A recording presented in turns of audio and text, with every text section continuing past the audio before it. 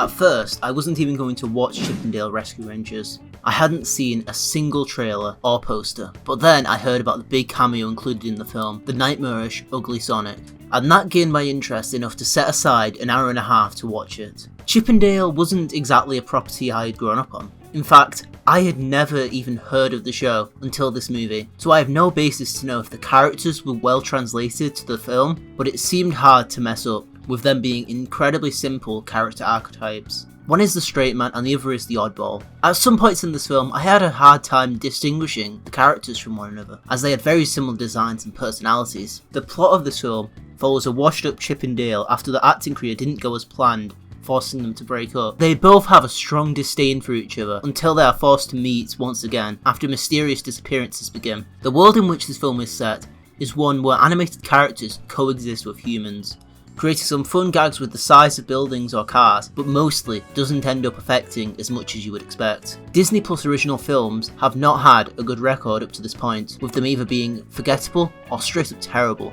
This definitely still lands in the category of forgettable, but is probably the best non-Pixar film on the platform. The film has a very simple villain, only saved by the fact that they are played by BoJack Horseman themselves, Will Arnett.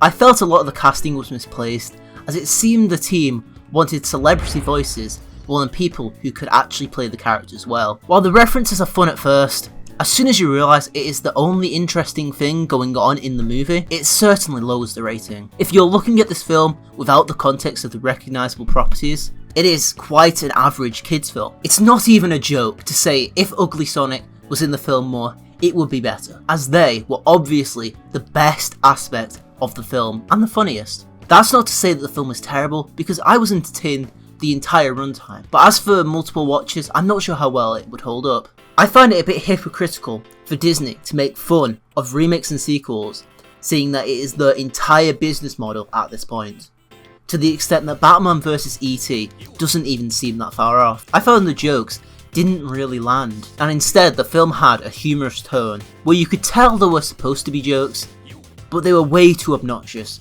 like the rapping joke, which was already unfunny when the whole joke was that they mentioned a similar movie, but it gets worse when they actually do the thing that they know isn't something people enjoy in cartoon reboots. The action scenes are weirdly implemented because the characters will do random actions like jump down a toilet or go into a machine that will kill them for no reason, just so an action scene can begin. The only good bit of action was the one set in the bootleg movie studio, but even that had no stakes and only had a cool setting.